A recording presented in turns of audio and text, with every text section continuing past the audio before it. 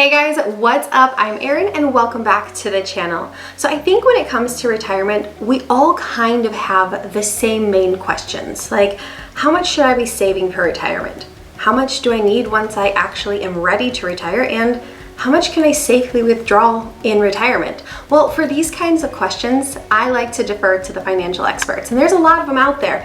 And a lot of them have actually very differing opinions. But the important thing to remember is that these financial professionals are still human, and their opinions are their opinions. It doesn't mean that it's right for you. That's why they all kind of have a different perspective. It's okay to listen to all of them and decide which one works for you. So today we are going to be going over how 5 different, very well-known financial experts go about retirement, how much you should be saving, how much you ultimately need, and how much you can withdraw. So they all have very different opinions. Who's right? Well, it really depends on who's right for you. Because at the end of the day, it's your retirement. Only you know what's best for you. So listen to the one that resonates most with you. Maybe you take a piece from each of them. That's okay. You don't have to agree 100% with anyone. Like I said, it's your retirement. It has to work for you. So without further ado, let's dive into our first financial expert. First up, we have a gentleman named Dave Ramsey. Now, Dave Ramsey is absolutely huge in the financial space. I mean, chances are you know who he is. He's got over 18 million listeners every single week to his radio program. He's got over 2 million subscribers here on YouTube. And he's most famously known for his stance on debt. And that is no debt ever. Like, why would you have it? Just pay it off. No debt. So once you have no debt, he wants you to be saving for your future, saving for retirement, and he recommends saving 15% of every single paycheck. Once you get to retirement, he assumes that you can get a 12% annual return, lop off 4% for inflation, making your safe withdrawal rate 8%. So that means if you wanted a retirement income of $50,000 a year, you would need a nest egg of just $625,000. Now, maybe $50,000 isn't your number. There is a formula for this. So you would just take the annual income you want divided by 0.08, and that would tell you how much you need for a nest egg. Now, generally when I think of Dave Ramsey, I really think of very conservative advice. That's no debt, no credit cards. But if you're assuming a 12% annual return and an 8% withdrawal rate, make no mistake, those are very aggressive numbers. Historically speaking, for the last century, the stock market has really only returned an annual average of 10%. I mean, there are some years where it does better. If you look back to 2020, we returned 21%, but it doesn't happen every year. Many years it does worse than that. Some years it does negative. So if the market's average return is 10%, personally, I don't know if it's safe to go above that expected return. So what it seems to be here is that it's a very aggressive expected return followed by a very aggressive withdrawal rate. The downside of actually going too aggressive on these numbers is that you could really run out of money in your retirement, in your golden years. That's not really a time you want to run out of money. If this scenario works for you, that's great, but just know that it is on the aggressive side, and running out of money in retirement, not necessarily an ideal situation. Next up, we have a Miss Suze Orman. Now, Suze Orman is actually my first female idol in the financial space. She's the first female I knew to talk about money. She had a show called The Suze Orman Show. It aired every Saturday night at 8 p.m. on CNBC. My mom and I would watch that every single Saturday. We did that for 13 years straight. I don't think we ever missed an episode. I absolutely loved it, and to this day, I still miss her show and I wish it would come back. I know it's not coming back, but I wish it would because it was my favorite. Now, she's often misquoted as saying, every single person needs $5 to $10 million to retire.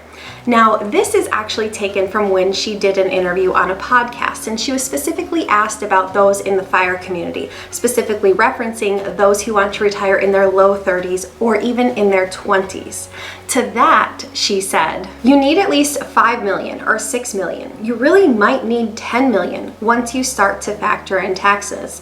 Now, Orman is admittedly not a fan of the FIRE movement at all. She goes on to say, I personally think it is the biggest mistake, financially speaking, you will ever make in your lifetime.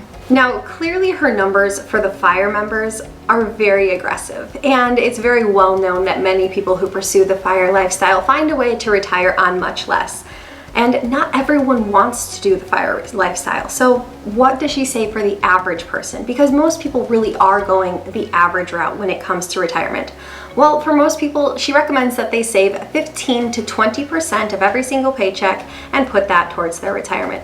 Once they reach retirement, she recommends the often cited rule of 4%. That is to say that you can take out 4% of your portfolio's value every single year and not risk running out of money in retirement. So that would mean now if you want an annual income of $50,000 in retirement, you would need a nest egg of $1,250,000. Now, for any annual income you are looking at in retirement, you would just take the annual income and divide that by 0.04, and that would give you the value you would need in the nest egg. Now, I do have a full video on the rule of 4%. If you are interested at all, I will link it down below. Now, I did mention that Suze Orman has a conservative stance on retirement. Now, when it comes to retirement, she actually has some added things beyond the rule of 4%. She adds that in the first 3 years of your withdrawals, you cannot adjust your 4% withdrawal for inflation. If you were to follow the standard rule of 4%, they say after the first year you can start adjusting up your withdrawal at the rate of inflation. She says for the first 3 years of your retirement, you cannot adjust that upwards. She doesn't want people running out of money in retirement. She also adds that once you hit retirement age, you should have 2 to 3 years worth of expenses saved up in an emergency fund. You know how most financial advisors recommend anywhere from 3 to 6 months? She wants you to amp that up. By the time you retire, she wants you to have 2 to 3 years worth. Now, why so much? Again, she doesn't want people running out of money in retirement. She says if the market takes a dive, you should not be touching your portfolio at that time. At that point, you should turn to your emergency fund and you should use that until the market has time to recover. Once it recovers, you're welcome to replenish your emergency fund. She just doesn't want people risking running out of money. She takes a very conservative stance, and it makes perfect sense as to why she's not a fan of the FIRE movement. It's not a conservative approach to finances. Next up, we have Mr. Money Mustache. And Mr. Money Mustache is a wildly popular blog that was written by a gentleman named Peter Adney. He was actually my first introduction into the FIRE community. He was able to cut his expenses, live on only a small portion of his computer software engineer income, and retire at the age of 30. I mean, how cool is that? To retire at the age of 30. That's phenomenal. The whole point of the FIRE community is that you get to live life on your own terms. You cut out all the unnecessary spending that doesn't matter to you, and you put your money towards things that do matter to you. The things that matter most bring joy, bring value to your life. Now, for as anti-FIRE movement as Suze Orman is, you might be surprised to find that she and Adney actually follow very similar rules when it comes to retirement withdrawals. They just look at it from a different angle. First and foremost, Mr. Money Mustache looks at your savings rate. The greater the percentage of your income you can save, the quicker you can retire. That's an obvious point. So if you're able to save, let's say 50% of your income, you're gonna be able to retire in 17 years, assuming that you keep up that same lifestyle once you hit retirement. Then, once you hit retirement, Mr. Money Mustache simply suggests following the rule of 4%. That is, simply withdrawing 4% of your portfolio every single year. The whole theory behind this is if you're living on less, you're just gonna need less money in retirement. And as Mr. Money Mustache likes to say, it's more important to cut your expenses than to simply boost your income, because it affects you in 2 ways. 1, it leaves you extra money every single month. And 2, it reduces the amount you need to save every single month for the rest of your life. Next up, we have David Bach. He is the author of The Automatic Millionaire, and his whole philosophy can be summed up in 2 different approaches. 1, pay yourself first, and 2, stop wasting money on little things day in and day out, because it really does add up over time. His whole savings can be summed up this way. If you spend more than you make, you're dead broke. If you think about paying yourself first, but don't actually do it, aka don't save, you're poor. If you save just 5 to 10% of your pre-tax income, you're going to be middle class. If you save 10 to 15%, you're upper middle class. If you save 15 to 20% of your income, you're rich. If you save greater than 20%, you're rich enough to retire early. Now, when Bach uses the term rich, he's not actually referring to it in the commercial sense. He's not referring to luxury cars and oceanfront mansions. He's referring to a specific way, a way in which you reference it in your lifestyle. That's being able to afford your lifestyle at your current income level. Rich is all relative to each person. Everyone has different expense levels. Now, how long should you keep saving? He says you need to keep saving until you have 10 times your annual income saved up in your retirement accounts. Once you hit that level, he says you're good to retire. Now, if you're struggling to start saving, he does recommend start with just 1% more. If you're currently saving 5%, try saving 6%. If you're saving 10%, try saving 11%. He is all about those baby steps, taking those small incremental steps that get you there. You don't have to make big strides. Over time, step it up gradually and it will make a big difference, and you will be able to retire with that 10 times income as he recommends. And finally, we have a gentleman named Mr. Robert Kiyosaki. He is the author of the best-selling book, Rich Dad, Poor Dad. Now, if you've read any of his work, you know he is not about cutting expenses and living on less. He does not advocate saving your money. In fact, he goes on to state, "My wife Kim and I don't believe in living below our means. We think it crushes our spirit. Instead, we buy assets that pay for our liabilities." He goes on to say that if you're waiting for a paycheck to make you wealthy, it's never going to happen. He emphatically tells people not to save, often using the words, "don't save." Those are hard words for me to say. He is a big believer in spending. He says wealthy people spend their money, but they do it in a smart way. They buy income-producing properties. They buy income-producing businesses. They buy assets that increase their overall cash flow. They don't rely on their income. Instead, they buy enough assets that are increasing their cash flow to cover all of their liabilities.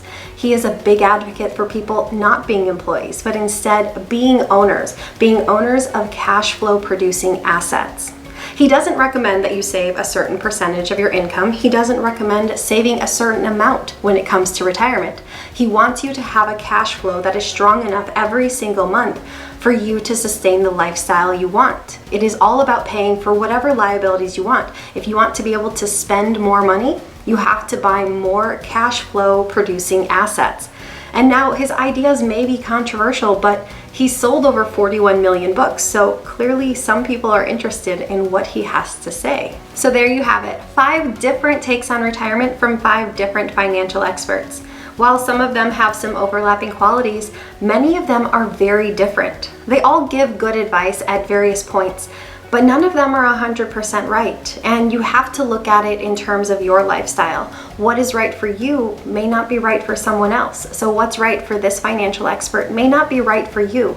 Listen to what they have to say and make your own judgment, because at the end of the day, no one is going to care more about your money and your retirement than you. It is your life. Make sure you're living it in a way that you want to live it and a way that works for you.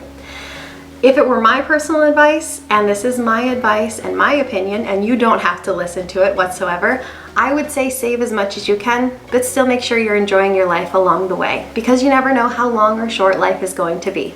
With that said, if you are new here and got anything at all out of this video, please give it a like on the way out and make sure you hit the subscribe bell. If you know of anyone who could get any kind of information from this content, or if they would enjoy it, please consider sharing, as it really does help the channel. I post new videos every single week, and I will see you guys soon. Bye.